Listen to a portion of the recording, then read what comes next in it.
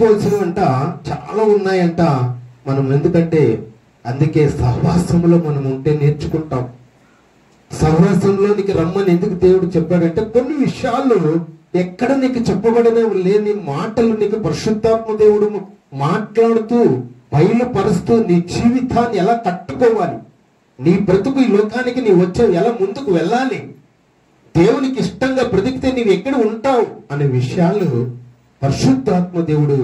ఎందుకంటే మన ప్రభు అయిన యేసు క్రీస్తు ప్రభు ఎలా అయితే 2025 సంవత్సరం కిందటి లోకానికి వచ్చాడు, వచ్చి ఆ యాత్రను ముగించుకొని ఆయన వెళ్ళిపోయినట్టుగా మనం లేఖనాలు చూస్తూ ఉన్నాం. యేసుక్రీస్తు ప్రభు ఒక మాట వెళ్తూ వెళ్తూ ఒక మాట చెప్తూ మనకు వేరే యొక్క ఆదరణకర్తను పరిశుద్ధాత్మ దేవుడు మీ మధ్యలోనికి నేను పంపిస్తున్నాను అంటూ ఉన్నాడు. అంటే ఇప్పుడు ఎవరున్నారు మన మధ్యలో? పరిశుద్ధాత్మ దేవుడు. ఆయన పని ఏంటి? నిన్ను సత్య స్వరూపం నడిపించే పని, పోయిన వారందరూ సరిచేసేది ఆయన పని.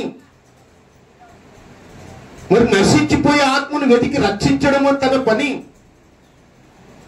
తండ్రి పనుల మీద ఈ లోకానికి పరిశుద్ధాత్మ దేవుని పంపించాడు.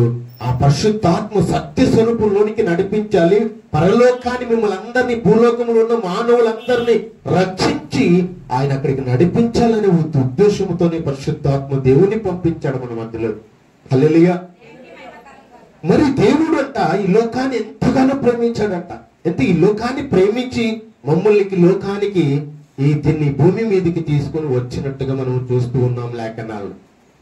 మరి ఈ లోకానికి వచ్చినప్పుడు మానవుడు ఏమైపోయాడు? ఆయనకి ఇష్టంగా బ్రతకాలనే ఉద్దేశంతోనే నా బిడ్డలు బ్రతికి మంచి పేరు సంపాదించుకొని నాకు మహిమకరంగా జీవిస్తారని నేను ఆ లోకంలో నేను ఉంచాను.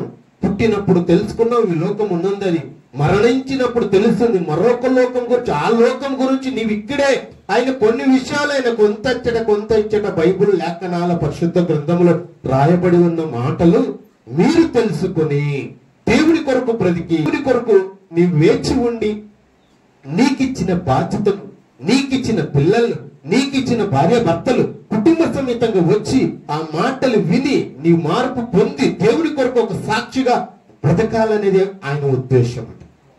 ఎవరి ఉద్దేశము? దేవుని ఉద్దేశం. అందుకే మరి ఈ లోకాన్ని ఎంతగానో ప్రేమించిన దేవుడు మరి ఆయన సంతోషపెడుతూ ఉన్నారా? ఆయన ఆనందపెడుతూ ఉన్నారా? నీ ద్వారా ఆయన మహిమ పొందాలనుకుంటున్న మహిమ పరుస్తూ ఉన్నారా? చెప్పండి, పరుస్తున్నారా? చాలా మంది బొత్తిగా చెడిపోయారండి. ఈ సమాజంలో భ్రష్టు పట్టించారు ఈ మానవులు. దేవునికి మహిమ లేకున్నట్టుగా, దేవుని ఉద్దేశం నెరవేర్చేవారు లేక అలాంటి పరిస్థితిలో ఉన్నారు. మరి ఆయన ఈ లోకాన్ని ఇంతగానో ప్రేమించి తన పిల్లల్ని తన కౌగిట్లో ఉండాలని ఆశ పడేది తప్పంటారండి? తన కోడి తన రెక్కల కింద అపవాది వచ్చి తను నా రెక్కల్ని ఎత్తుకొని పోతుంది, నా పిల్లల్ని గద్ద వచ్చి అన్నట్టుగా తన కోడి తన కింద దాచుకోవడం తప్పంటారా? చెప్పండి. మరి దేవుడు అందరిని కూడా రాత్రి అనక కునుకు లేక నిద్ర లేక రాత్రంతా కూడా ఏ అపవాది గర్జించి సింహం వల్లే తిరుగులాడుచూ ఉన్నాడు, వాళ్ళ నుంచి నేను కాపాడాలని ఆయన కొనికాడనుకో ఇక్కడ ఏమైపోతుంది? అపవాది ఎత్తుకొని పోతాడు. అందుకే ఆయన రాత్రనక పగలనక మమ్మల్ని అందరినీ నీచవంతులైన మనము, దేవునికి ఇష్టం లేనట్టు బతుకుతున్న మనము, మమ్మల్ని అందరినీ కూడా చేయి విడుకున్నట్లు ఆయన ఆత్మలో నుండి వచ్చాం కాబట్టి ఆయన ఆత్మస్వరూపి అయిన దేవుడు అంట మమ్మల్ని ప్రేమిస్తూ ఉన్నాడు. ఆ ప్రేమను తెలియలేక ఈ లోకానికి వచ్చినప్పుడు గర్వముతో నిండిపోయింది నీ హృదయం, పాపంతో నిండిపోయింది నీ హృదయం. హృదయం అంట మోసకరమైనదంట. సౌందర్యం అంట సౌందర్యం అనే చూసుకొని అందంగా ఉన్నాను అనుకుని మోసపోయిన వాళ్ళు ఎంతమంది లేరండి? అందము మోసకరము, సౌందర్యము వ్యర్థం. ఈ సత్యాన్ని తెలియజేసిన మన దేవాది దేవుడు బాధపడుతూ ఈ లోకానికి నీ పరుగులు ఎక్కడ? మరణించినప్పుడు నీ జీవితం ఎక్కడికి పోవాలనుకుంటున్నావు? మరణించినప్పుడు నీవు ఎక్కడికి వెళ్ళాలనుకుంటున్నావు? ఓ మానవుడా, ఏ దారి కావాలో మానవా, ఒకటి పరలోకం మరి ఒకటి పాతాళం. పరలోకం కావాలా పాతాళం కావాలా తెలుసుకో ఓ మానవా, తెలుసుకో. ఓ మానవా, ఎక్కడికి నీ దారి? నువ్వు మరణించినప్పుడు ఎక్కడికి పోవాలనుకుంటున్నావు? నీ జీవితం ఏంటి? ఒక్కసారి ఆలోచించావా? మరి ఈరోజు అదే అంశాన్ని బట్టి మీతో మాట్లాడాలని ఆశపడుతూ ఉన్నా. ఓ మానవుడా, మరణించినప్పుడు నీ ప్రయాణం ఎక్కడ? ఏమంట? ఓ మానవుడా, మరణించినప్పుడు నీ ప్రయాణము ఎక్కడ? ఆ అంశాన్ని బట్టి నేను మాట్లాడుతూ ఉన్నాను. చాలా జాగ్రత్తగా మీరు వినాలి. ఈ మాటలు నా మాటలు కాదు, ఇది పరిశుద్ధాత్మ దేవుడు మాట్లాడుతున్న మాటని మీరు గ్రహించాలి. మాట్లాడే ప్రతి మాట ఎవరి మాట? అది యెహోవాది అనుకోమని లేఖనాలు ముందుగానే రాయించాడు ఆయన. అలా ఉన్నారు మానవులు, అలా అర్థం చేసుకుంటారనే స్వభావంతోనే ముందుగానే దేవాది దేవుడు కన్న తండ్రి రాయించిన గ్రంథములో మాట్లాడే మాట ప్రతి మాట అది యెహోవాది అనుకోమని లేఖనాలు సెలవిచ్చి ఉన్నాడు. చాలా క్లారిటీ ఇచ్చాడండి దేవుడు. ఆ మాటలని వింటే ఈ లోకానికి నీకు సంబంధమే ఉండదు. దేవుని మాటలు వింటే భార్య పిల్లల మీద అసలు ఏ ఆశ మాత్రం ఉండదండి. ఎప్పుడు చూసినా దేవుని గురించి ఆలోచిస్తాం. ఎప్పుడైనా దేవుని గురించి ఆలోచిస్తాం. అందుకే అపోస్తులైన పౌలు గారు చెప్తూ ఉన్నాడు, ఒక్క రోజు సువార్త ప్రకటించలేకపోతే నాకు శ్రమ అండి. అలాంటి పరిస్థితుల్లోకి నీవు వెళ్ళిపోతావు. ఈ ఆస్తి మీద, అంతస్తు మీద, భార్య పిల్లల మీద, భర్తల మీద ఏమాత్రం ఆశ ఉండనే ఉండదు. దేవుడు తప్ప, దేవుని గురించి తప్ప నీవు ఎవరి గురించి ఆలోచించవు. అందుకే ఈ లోకానికి మనకు వైరం. దేవుడు చెప్తూ ఉన్నాడు, ఏమంటున్నాడు తెలుసా? ఈ లోకం శాశ్వతమైంది కాదు. ఎందుకు మరి? ఈ లోకంలో పుట్టినప్పుడు తెలుసుకున్న భూలోకం అని, మరణించినప్పుడు తెలుస్తుంది మరొక లోకం. ఆ లోకం గురించి గ్రంథం తెలియజేస్తూ ఉంది. పరిశుద్ధ గ్రంథం తెలియజేస్తూ ఉంది. ఏమని? పరలోకం ఉంది నాయనా, నీ కొరకు స్థలం సిద్ధపరచడానికి నేను వెళ్తూ ఉన్నానని క్రీస్తు చెప్పిన మాటలు మీరు వినాలి. ఈ మాట పుల్లైనా తప్పిపోకూడదు, జారిపోకూడదు, ఏది కలుపుకోకూడదు, ఏది తీసివేయకూడదు. తీసివేసిన ఎడల బైబిల్లో ఉండే తెగుళ్ళని వాని మీదకి వస్తాయని ఎన్నోసార్లు మీతో ఈ మాటలు నేను పంచుకొని ఉన్నాను.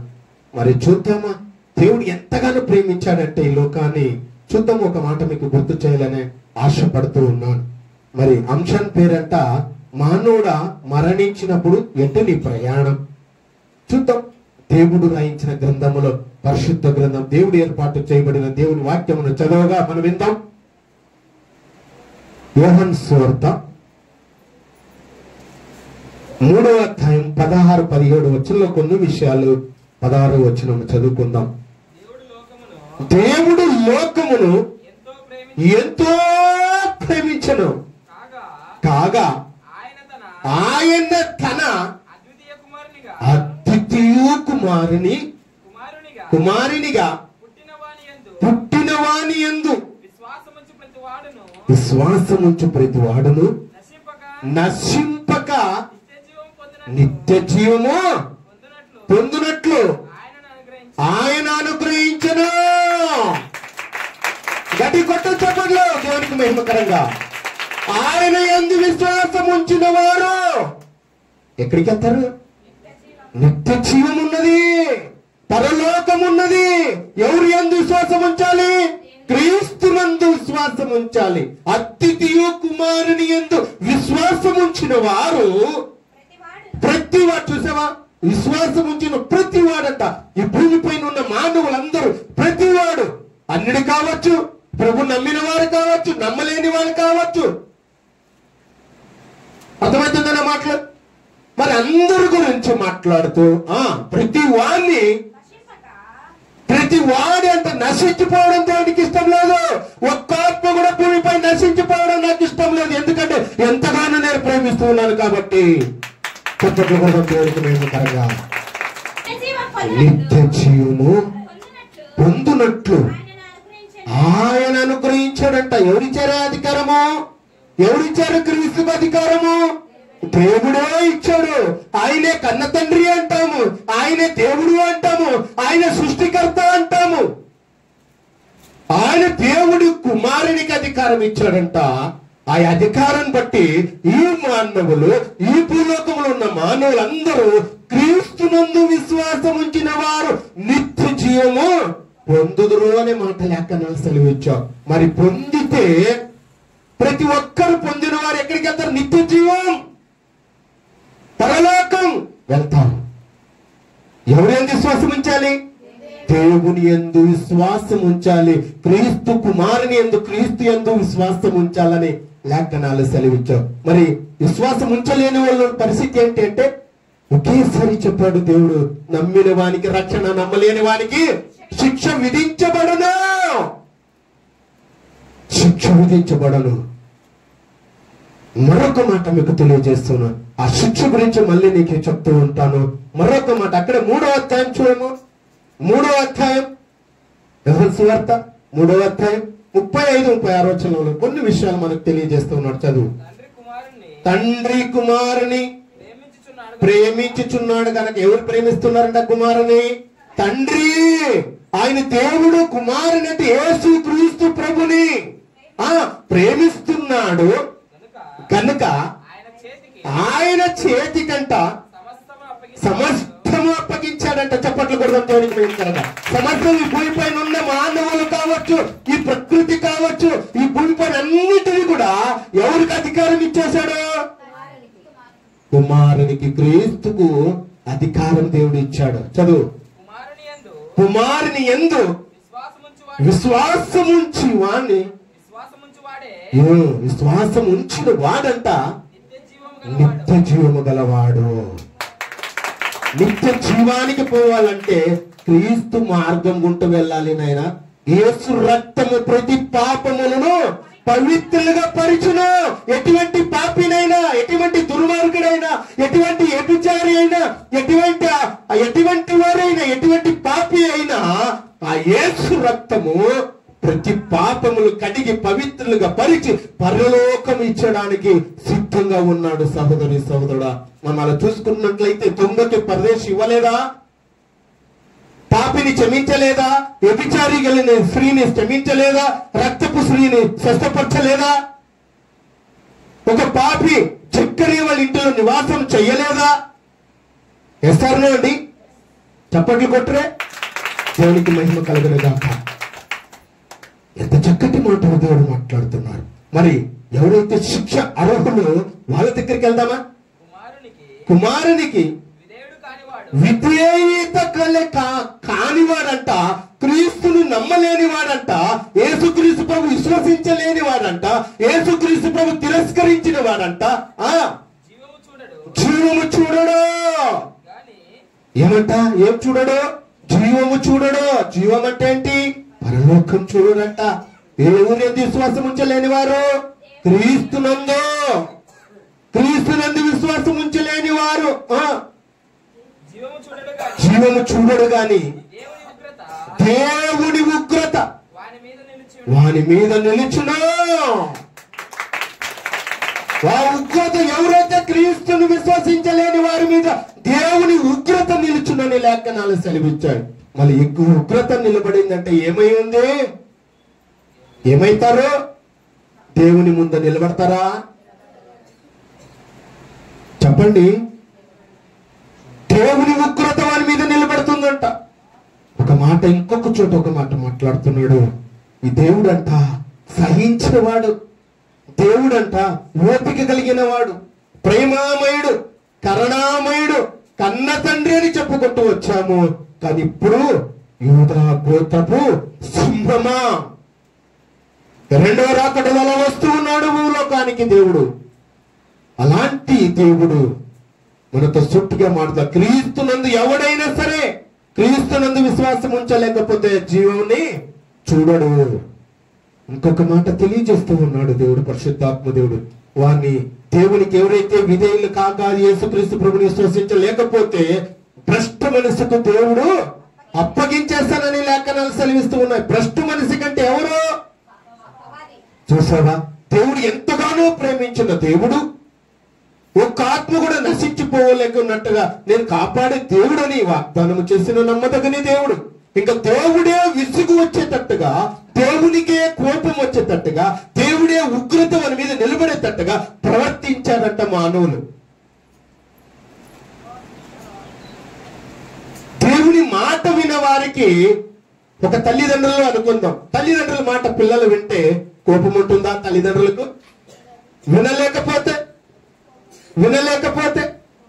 మరి చూస్తే హృదయం నిండిన దాన్ని బట్టి పెదవులు మాట్లాడతాయి. నింపుకో, ప్రేమను నింపుకో, దేవుని మాటలు నింపుకో, చెప్పబడిన మాటలు విను.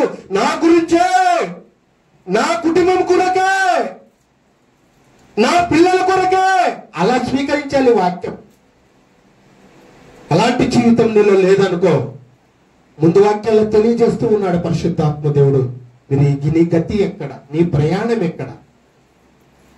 మరి యేసుక్రీస్తు ప్రభునందు విశ్వాసం ఉంచలేని వారికి శిక్ష విధించబడనని లేఖనాలు సెలవించారు. భ్రష్ట మనసుకు అప్పగించేస్తాడని లేఖనాలు సెలవించి ఉన్నాడు.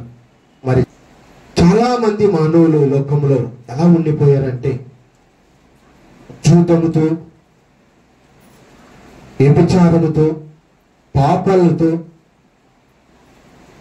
ఏమండి మానవుడు ఎలా అయిపోయిందంటే పరిస్థితి, అలా దేవుడికి ఇష్టంగా బ్రతకలేక, యేసుక్రీస్తు ప్రభుని విశ్వసించలేక, దేవుని కొరకు బ్రతకలేక, ఆ హృదయంలో మాటలు వినుకున్నట్టుగా నిర్లక్ష్యంతో ఉన్న జీవితాల గురించి మాట్లాడుతూ, ఎంత చక్కటి మాట దేవుడు మాట్లాడుతున్నాడు. హెచ్కేలు 32:18 జాగ్రత్తగా వినాలి. నరపుత్రుడా,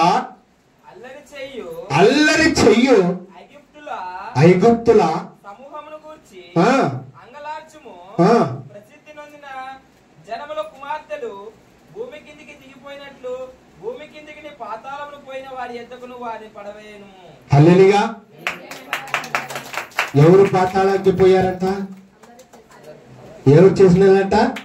అల్లరి చేసిన వారు, వ్యభిచారం చేసిన వారు, మరి జూదులాడిన వారు, మరి ఎవరికి తెలియలేని పాపము చేసిన వారిని, తప్పు చేసిన వారిని, వారందరినీ కూడా మరొకసారి చదువున చివరి మాట కింద భాగం, భూమి కిందికి జాగ్రత్తగా వినాలి. భూమి ఎక్కడున్నారండి మానవులు? మీరు మన ఉన్నారు, భూమి పైన ఉన్నారు.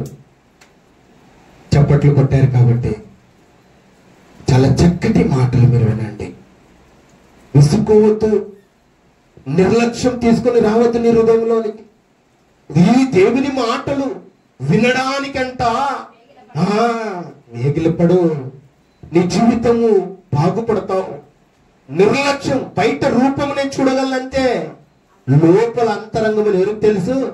దేవునికి తెలుసు. అంటే చాలా చక్కటి మాట. చదివమన్నా లాస్ట్ చివరి మాట, భూమి కింద, భూమి మీద ఉన్నారు కదండి మానవులు. నరపుత్రుడా, భూమి మీద ఉన్నారా? భూమి కిందికి ఏముందంట? కింద పాతాళం. భూమి కింద పాతాళం. క్లారిటీ వచ్చిందా? భూమి పైన ఉన్నవారు నరపుత్రుడా, నరులు కాబట్టి నరపుత్రుడా అంటున్నాడు దేవుడు. నరపుత్రుడా, భూమి కింద పాతాళం ఉంది. పాతాళములోనికి పోయిన వారి ఎద్దకును పడివేయును. చప్పట్లు కొడదామా? నీవెక్కడికి వెళ్తావంట? నిర్లక్ష్యంతో వాక్యం విన్నా, యేసుక్రీస్తు ప్రభు విశ్వాసం ఉంచలేని వారి గురించి మాట్లాడుతూ, మరి మీరు అలాంటి వారై ఉన్నారా? అలాంటి వారై నీ ఉన్నట్టయితే నీకెక్కడికి నీ గతి? పాతాళం. పాతాళం గురించి చెప్తానండి, అక్కడ ఎలా ఉంటుందో చెప్తానండి, అలా ఎలా కేకలు వేస్తున్నారో చెప్తానండి, ఎలాంటి పరిస్థితి ఉంది చెప్తానండి, నీకు ఏ గతి పడుతుందో చెప్తానండి. ఎందుకంటే ఆత్మ ఉండంగానే నీ సృష్టికర్తను స్మరణకు తెచ్చుకో. నీ పాపాలు, నీ అపరాధములు నీ ఆత్మ ఉండంగానే ఒప్పుకొని, దేవుని దగ్గర పశ్చాత్తాపడి ఒప్పుకొని విడిచిపెట్టిన వాడు దేవుడు భూలోకంలో వర్తిల్లుతావు. ఆయన యందు విశ్వాసం ఉంచితే నీ వర్తిల్లుతావు.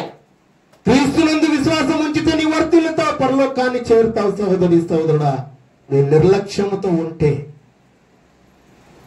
హెచ్చింపు చేసుకున్నవాడు ఏం చేశాడు? దేవుడు తగ్గించుకున్నాడు. తగ్గించుకున్నవాడు ఏం చేస్తాడు? దేవుడు హెచ్చించబడాలంటే నీవేం కలిగి ఉండాలి? దేవునిలో తగ్గింపు ఉండాలి. దేవుని కొరకు బ్రతికే వ్యక్తులుగా నీ తయారు కావాలి. అప్పుడు నీ తగ్గింపు నీళ్ళు ఎప్పుడు వస్తుంది? దేవుడు వాక్యం వింటే వస్తుంది నీకు తగ్గింపు. అర్థమవుతుందా? ఎన్నెన్నో మనం వింటూ ఉంటాం, బయట ఎన్నెన్నో వింటూ ఉంటాం. ఒక సీరియల్ గురించి వింటాం, ఒక కల్పన కథల గురించి వింటూ ఉంటాం. మరి వాళ్ళు ఎవరు చెప్పుకోపోయిన వాళ్ళే బాగా నెమరు వేసుకొని మరలా ఒకసారి నీకు గుర్తు చేసుకొని అనేక ఫస్ట్ నుంచి మొదటి నుండి అక్షరాలు పడేవాళ్ళ నుంచి ముగింపు వరకు చాలా చక్కగా చెప్తాం. దేవసేవకుడు ఈ రోజు ఆదివారం చర్చికి వెళ్ళావమ్మా, ఏమి చెప్పాడు బోధకుడు అంటే, అదే తల గీరుకొని అదే పాతాళము దాని గురించి చెప్పాడు, అయిపోయిందండి. పాతాళము దాని గురించి చెప్పారు. వినాలి. నీ హృదయంలో దాచుకుంటే ఇతరులకు చెప్పడానికి పనికి వస్తాం. నీ వినలేదనుకో, వినలేని నిర్లక్ష్యంతో ఉన్నవారు ఎక్కడికి వెళ్ళారంట? పాతాళానికి వెళ్ళారు. ఇంకా ఇక్కడికే వదిలిపెడతానా? లేదండి, ఇంకా ముందుకు చూపిస్తాం మీకు. చూద్దాం, చూడండి. దేవుడు అంట భూమి మీద ఉన్న పాతాళానికి దిగిపోయారు, అక్కడికి నేను పంపిస్తానని లేఖనాలు సెలవిచ్చి ఉన్నాడు. మరలా అక్కడే చూద్దాం, చూడండి. మరొక మాట ప్రకటన 20వ అధ్యాయము 14వ వచ్చిన ఒక మాట చదువునన్నా. మరణమును ఏమంట? మృతుల లోకము ఎలా ఉందంట? అగ్నిగుండములో పడివేయబడను. ఈ అగ్నిగుండము రెండవ మరణం. చూసావా? నీ నిర్లక్ష్యం ఎక్కడికి తీసుకుని వెళ్ళింది? యేసుక్రీస్తు ప్రభునందు విశ్వాసం ఉంచలేని వారు ఎక్కడున్నారో చూసావా? అగ్నిగుండం. అగ్నిగుండంలో చల్లగా ఉంటుందా? ఏసీలు ఉంటాయా? ఫ్యాన్లు ఉంటాయా? చెప్పండి. మరొక మాట మీకు తెలియజేస్తాను. మరి ఎక్కడ ఇచ్చిన 21వ అధ్యాయము 8వ వచనం. పిరికివారు, అవిశ్వాసులు, అసహ్యులు, దేవుడు చెప్పబడే మాటలు అసహించుకున్నవారు. రోజు కూర్చోవాలంటే కూర్చోలేని పరిస్థితి. Body present, mind absent. ఎక్కడికో నీ మనసు, ఎక్కడికెక్కడికో నీ పరుగులెత్తుతూ ఉన్నావు. ఇక్కడ రావాలంటే బద్ధకం. దేవుని సన్నిధికి రావాలంటే ఈరోజు ప్రతిష్టమైన రోజు తెలియదా? ఆయన ఆరాధించే రోజు తెలియదా? ఆయన మహిమపరిచే రోజు తెలియదా? సృష్టి చేసిన సృష్టికర్త, జీవాన్నిచ్చిన వాడు, ఊపిరినిచ్చిన వాడు, నా బ్రతుకునిచ్చిన వాడు, నా పిల్లలు, నా కుటుంబం, నా భార్య, పిల్లలు, నా పనులు అన్నిటిని కూడా చూసిన దేవుడు సృష్టి చేసిన సృష్టికర్త దగ్గరికి రావడానికి బద్ధకమా? ఆ నిర్లక్ష్యం ఎక్కడికి వెళ్తుంది? మొదటి నుంచి చదువు. పిరికి వారు ఉన్నారు. చూసావా?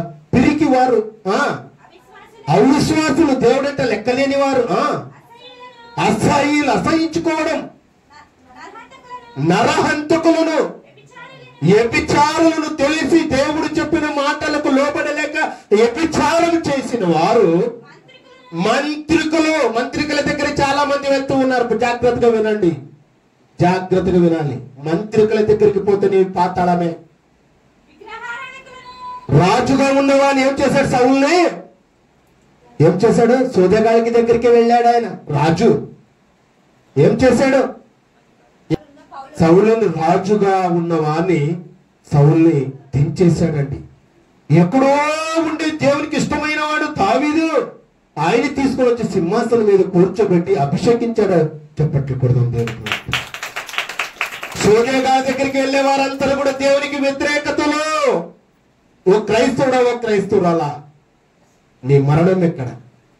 నీ ముళ్ళు ఎక్కడ? తెలుసుకో. ఈ రోజు తెలుసుకో, అర్థం చేసుకో. లేకపోతే నీ జీవితం మారదు. మార్పు ఈ రోజే రావాలి నీలో. ఎక్కడికి వెళ్తున్నావు? నీ కాళ్ళు ఎక్కడికి? నీ పెదాలు ఎక్కడి? ఏం మాట్లాడుతున్నావు? ఏది చెవులు వింటూ ఉన్నావు? ఇవన్నీ సాక్ష్యం చెప్తా దేవునికి. సహోదరి సహోదరుడా, దేవ సేవకుని కనుబడలేదని, ఏది కనిపించలేదని, మీరు ఏమి చేసినా ఏమి సాక్ష్యం ఇస్తాయంట? అవయవములే సాక్ష్యం ఇస్తాయి. జాగ్రత్త సుమా. ఎవరు లేరు అనుకుంటావేమో నువ్వు. ఈ పెదవులు, ఈ చెవులు, ఈ కళ్ళు, ఈ కాళ్ళు, ఈ చేతులు దేవునికి సాక్ష్యం. చప్పట్లు పడదాం దేవునికి. ఎవరిచ్చారు ఇవన్నీ? ఎవరిచ్చారు ఇవన్నీ? లెక్క దేవుడు అడుగుతాడండి. ఈ చేతులకు లెక్క దేవుడు అడుగుతాడు. పెదాలకి దేవుడు లెక్క అడుగుతాడు. చెవులు పెట్టాడు. ఊరికే పెట్టాడా? చెప్పండి. కళ్ళు ఊరికే ఇచ్చాడా? చెవులు ఊరికే ఇచ్చాడా? కాళ్ళు చేతులు ఇచ్చాడా? ఎందుకు ఇచ్చాడు? వీటికి కూడా లెక్క అడుగుతాడు దేవుడు. తెలుసో తెలీదు నీకు? బైబిల్ అన్ని ఉన్నాయండి. జాగ్రత్త. సోదగాళ్ళ దగ్గరికి వెళ్ళేవాళ్ళు, మంత్రి గారి దగ్గర వెళ్ళేవారు. జాగ్రత్త. బయట ఒకటి లోపల ఒకటి చేస్తున్నావేమో. చదువు. మంత్రికులను విగ్రహారాధకులు లోపల చేసుకునేవారు. లోపల అంతరాలు కట్టుకునేవాళ్ళు. జాగ్రత్త సుమా. అబద్ధికులు దేవుని దగ్గరకు వచ్చినప్పుడు ఎందుకమ్మా ఆలస్యం అంటే ఏదో సాకులు చెప్పేది. అది ఎవరు వింటున్నారు? దేవుడు చూస్తూ ఉన్నాడు. అలాంటి వారి గురించి మాట్లాడుతూ అగ్ని గంధకములు, మండు గుండములు పాలు పొందుదురు.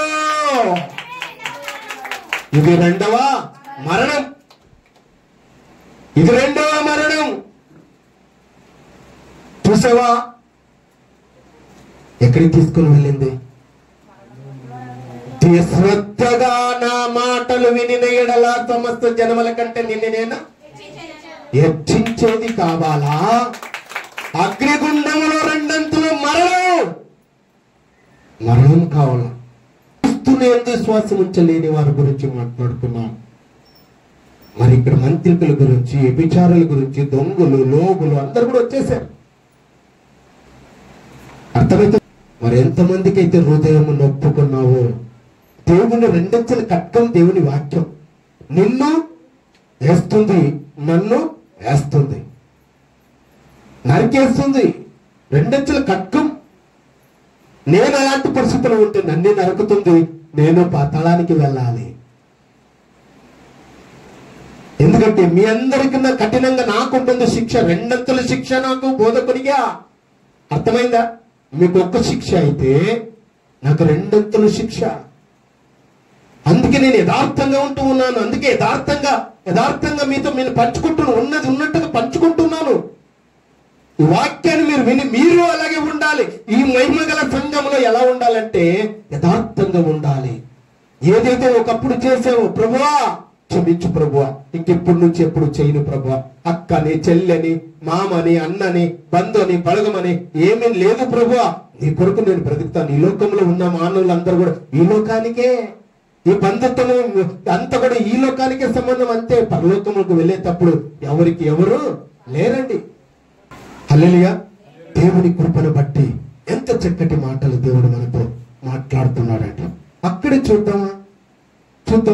లూకా సువార్త 12వ అధ్యాయము 45-46 వచనంలో కొన్ని విషయాలు మనతో మాట్లాడుతున్నాడు. సహోదరి చాలా జాగ్రత్తగా వినండి. ఇంకా కొద్దిగా ఉంది, ముగిస్తూ ఉన్నాను. చాలా అమూల్యమైన మాటలు. మరి మనము ఈ జీవితంలో మీ ఆత్మ ఉన్నాగానే మీరు ఎలా ఉండాలి? ఈ మాటలు నీ మనసు ఎక్కడ ఉంచవద్దు, మీరు ఉంచాలి. దేవుని కృపను బట్టి ఈ మాటల్ని వింటే నీ బ్రతుకు పరలోకంలో ఉంటుంది. లేకపోతే పాతాళమే అండి, నరకమేనండి, అగ్నిగుండమేనండి. ఇక్కడ ఫ్యాన్ కింద కూర్చోవడానికే చెమట్లు పడుతూ ఉన్నాయి, కూర్చోలేవు. మరి అగ్నిగుండం ఎలా ఉంటుంది? అది కూడా మీకు చూపిస్తానండి. ఎలాంటి పరిస్థితుల్లో ఉన్న వారిని ఎలా ఉండాలి, ఎలా ఉంటే నిర్లక్ష్యంతో ఉన్న వారికి ఏ శిక్ష అనే విషయాలు మీరు తెలుసుకున్నారు. ఇప్పుడు ఇంకొక మాట మీకు తెలియజేస్తాను. చూడండి. లూకా సువార్త 12:47 వచనం చదువునన్నా.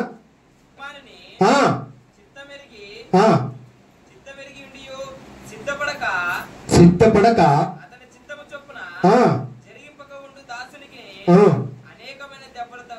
ఏమంట అనేక చెప్పిన మాటలు. ఇప్పుడు ఎవరంట? మరొకసారి చదువునా. తన యజమానుడు. యజమానుడు అనుకోండి, నన్ను అనుకోండి. యజమానుడు అంటే నన్ను అనుకోండి. ఎసర్నండి అనుకో. తన యజమాని చిత్తం ఏదో ఎరిగాలి, తెలుసుకోవాలి. నీ మారిన మనసు దేవునికి ఇస్తే ఫలితం ఉంటుంది, కానీ నీ మార్పు లేని జీవితము ఉండొద్దు. తెలుసుకో. సిద్ధపడక అతను చిత్తము, ఎవరు చిత్తము? తండ్రి చిత్తమును జరిగింపక ఉండు దాసునికి అనేకమైన తెప్పలు, అనేక మంది తెప్పలు నీ కొట్టేవారై ఉన్నారు. తాగుతున్నావా? తాగు. పాతాళం తాగుబోతులకి, తిరుగుబోతులకి, ఆడంగ తల్లిగలే వారికి, ఏమండి దొంగకి, లోపుకి, వీళ్ళంతా మార్పు లేని జీవితాలు కలిగిన వారికి పరలోకం ఉందా? లేదు. నిశ్చయంగా నేను చెప్తున్నాను అంటున్నాడు దేవుడు. హల్లెలూయా. నిశ్చయంగా నేను చెప్తున్నాను, ఇలాంటి వారికి పరలోకం లేదని. ఇక్కడ ఏమంత అనేక దెబ్బలు పడును. ఎంత చక్కటి మాట. అలాగే చూద్దాం, చూడండి 45 వచ్చిన చూడండి అన్న. 45, 46. అయితే ఆ దాసుడు నా యజమానుడు వచ్చుట ఆలస్యము చేయుచున్నాడని తన మనసులో అనుకుని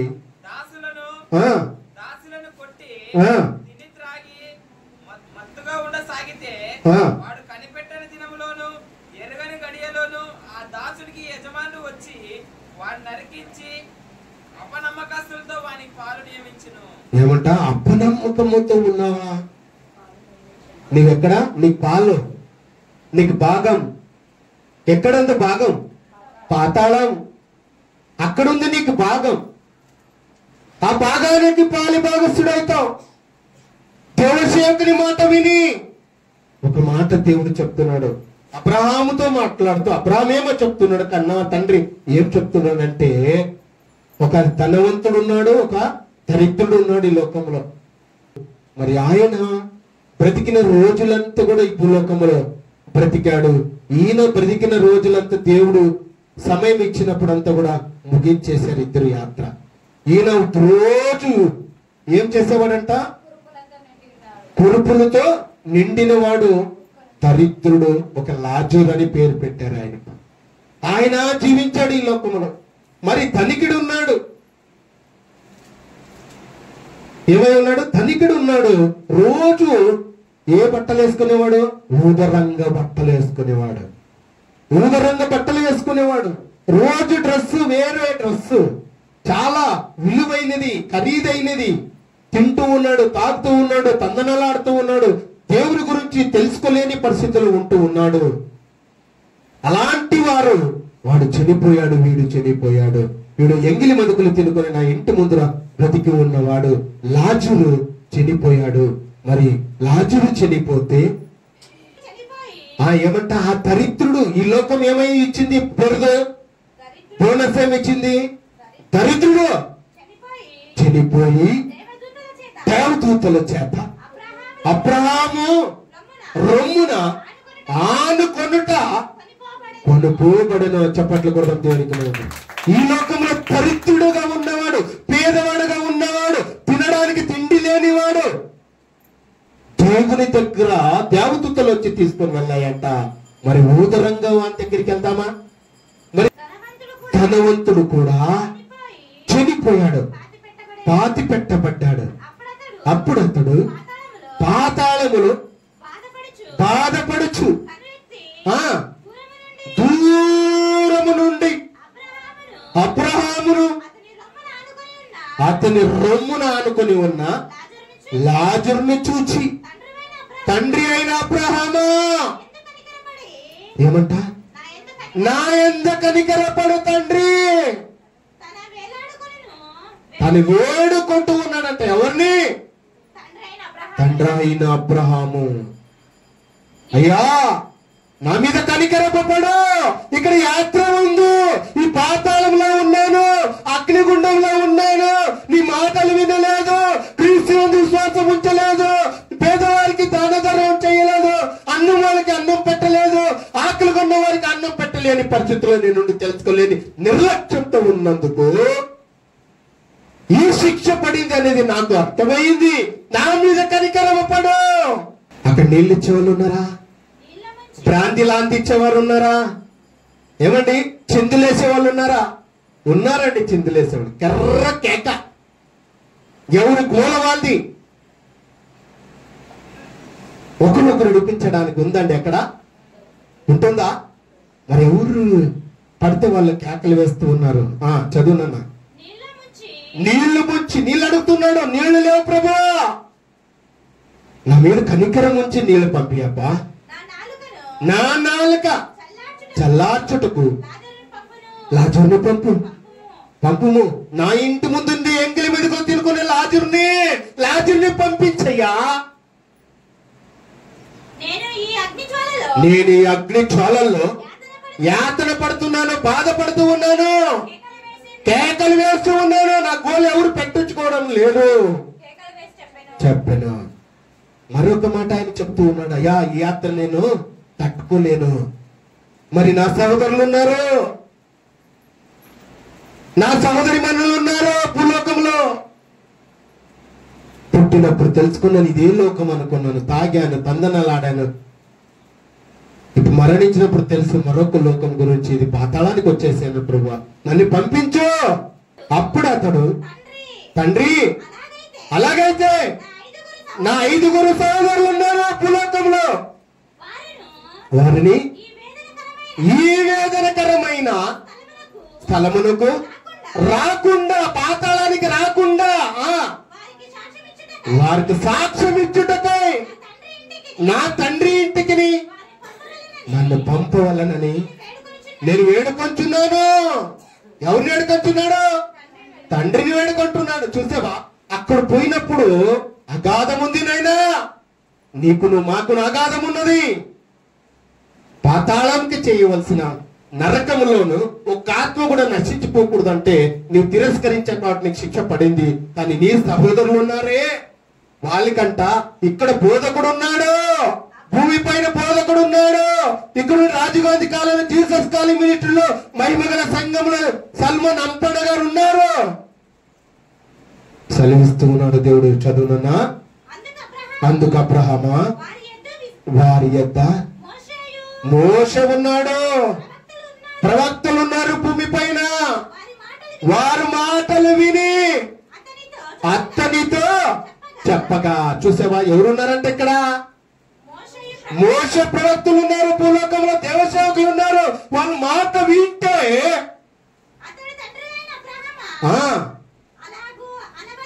అనవద్దు, అలా అనవద్దు ప్రభువా, ఇక్కడ యాత్ర ఉంది ప్రభువా, ఇలా అనవద్దు తప్ప. నన్ను మాత్రము అయ్యా నా వాళ్ళన్నే కాపాడు ప్రభువా, ఇక్కడ యాత్ర ఉంది, పాతాళంలో తట్టుకోలేము, ఇక్కడ యాత్ర ఉంది, ఇక్కడ పురుగు చావదు, అగ్ని ఆరదు, పురుగు చావదు, ఈ పరిస్థితుల్లో నేను ఉన్నానని చెప్తూ ఉన్నాడు. ఎవరు ఎత్తకంట? నీవు మృతులలో నుండి వాళ్ళ ఎత్తకు నీవు పోతే భూలోకానికి వెళ్తే వారు మారు మనసు పొందరు. నైనా చెప్పాను, మారు మనసు పొందరు. సమాధిలో నుండి ఒక వ్యక్తి వచ్చాడు అనుకోండి, ఇక్కడ ఈ లోకంలో నుంచి ఉంటారండి? ఉంటారా? అదే చెప్తున్నాడు దేవుడు. అక్కడ ఉండరు, వినరు. మోషే ఉన్నాడు, ప్రవక్తలు ఉన్నారు భూలోకంలో, వాళ్ళ మాటలను వింటే పరలోకం ఇస్తున్నాయినా. వినలేదంటే నీ దగ్గరికే వస్తారు, నీ దగ్గరికే వస్తారు. చూస్తావా ఎంత చక్కటి మాట దేవుడు మనతో మాట్లాడుతున్నాడు. దరిద్రత ఉందా? బాధపడవద్దు, మీరే ధన్యులు. చెప్పట్లు కదా. ఇంట్లో సమస్యలు ఉన్నాయా? మీరే ధన్యులు. అప్పుల బాధలు ఉన్నాయా? మీరే ధన్యులు. ఎందుకంటే పేదవారైన వారు మీరే ధన్యులు అంటున్నాడు దేవుడు. ధన్యులు మీరు. సుఖంగా కష్టపడుతూ ఉన్నారు, కష్టపడినది సమృద్ధిగా మీరు భార్య పిల్లలందరూ కూడా కలిసి భోజనం చేసి చక్కగా నిద్రలోకి వెళ్ళిపోతూ ఉన్నారు. మళ్ళీ ఉదయం లేసి మీ పనులకు మీరు వెళ్ళిపోతూ ఉన్నారు. చాలా సుఖ జీవితం నీదే. ధనవంతుడు నిద్ర వస్తుందా?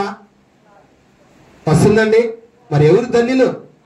మీరే ధన్యులు. మరి కొట్టండి చప్పట్లు. దరిద్రత ఉంది, బాధల్లో ఉన్నాము, అప్పుల్లో ఉన్నాము అంటున్నారా? ఇది కొద్ది రోజులు మాత్రమే.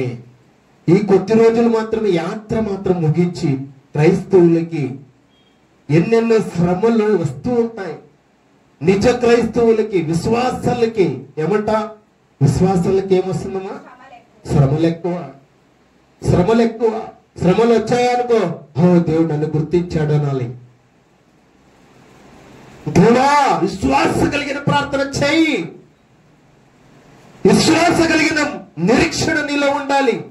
నమ్ముట నీ వలనైతే సమస్తము సాధ్యం. నా జీవితంలో, నా బ్రతుకుల్లో ఇక్కడ ఉండాలంటే అది దేవుని కృప. నా కుటుంబం ఉండాలంటే దేవుని కృప.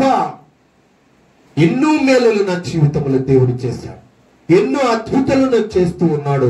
ఇప్పటికి నేను పొందుకుంటూ ఉన్నాను. మార్చి నా ఔషధులు తీర్చిన తండ్రి, నా దేవుడు నా పక్షమును ఉన్నాడు. అలాంటి విశ్వాసం కలిగి మీరు ఉంటే ఖచ్చితంగా అడిగిన దానికన్నా, ఊహించిన దానికన్నా అత్యధికముగా దేవుడు నిన్ను ఆశీర్వదిస్తాడు. ఎంత గొప్పవాడండి దేవుడు. చూసావా ఎంత చక్కటి మాట. ఏం చేస్తాడంట? ఆ అపవాది అంట భ్రష్టు మనసుకు దేవుడు అప్పగించాడని విన్నాం కదా. ఆ విన్నప్పటి నుంచి అప్పగించిన వారి గురించి మాట్లాడుతూ వచ్చాం. జాగ్రత్తగా వినాలి. అర్థమవుతుందా?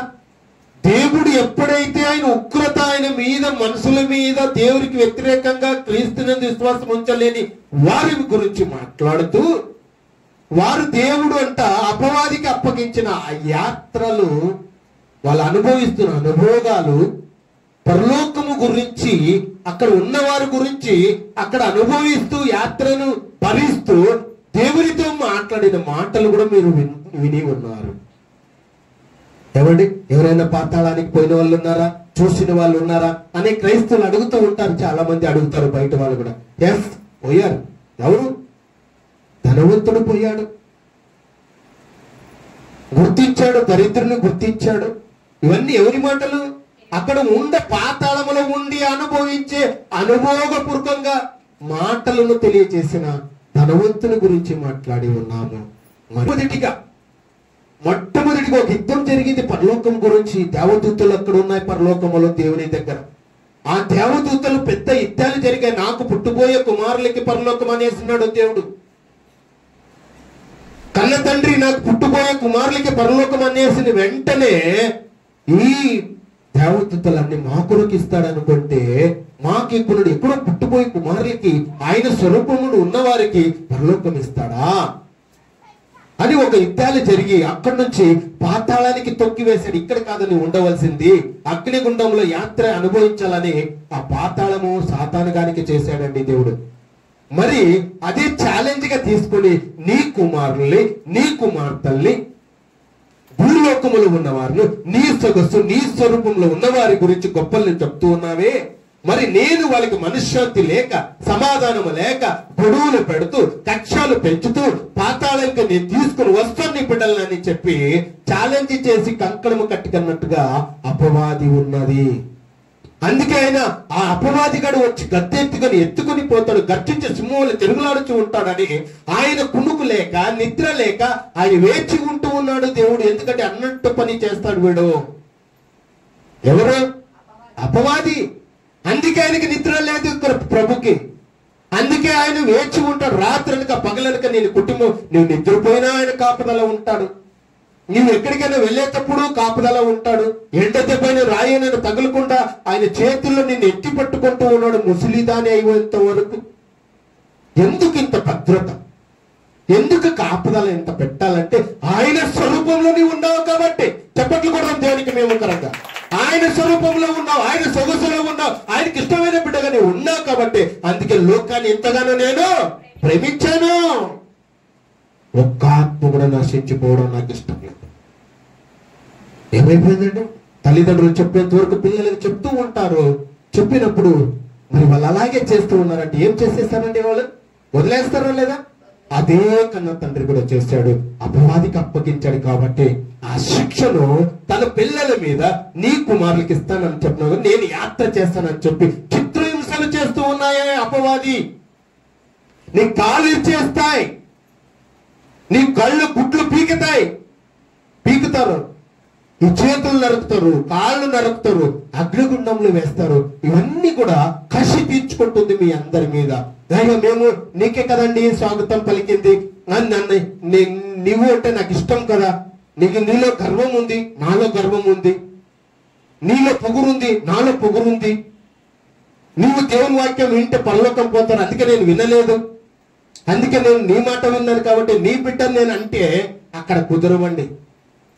కుదురు, నీ బిడ్డ కాదు, నీవే దేవుని మాటలు వినుకున్నాడు తిరుమల వాడు ఇట్లా రిటర్న్. ఎందుకంటే దేవుడు పరలోకానికి ఇస్తానంట, ఈ లోకానికి నాగలోకానికి తీసుకుని వచ్చానని చెప్పి మీ మీద కసి తీర్చుకుంటాడు తెలుసా. ఆ మాటలు నేను తెలియజేస్తూ ఉన్నాను. చాలా చక్కటి మాటలు అక్కడ దేవుడి వాక్యం దీవించి బలపరచును గాక. ఏమి అంశం మనం చెప్పుకున్నాం? మానవుడా నీ ప్రయాణము, నీ మరణించినప్పుడు ప్రయాణము ఎక్కడ? మరి పరలోకమా పాతాళమా? అర్థమైందా? అర్థమైతే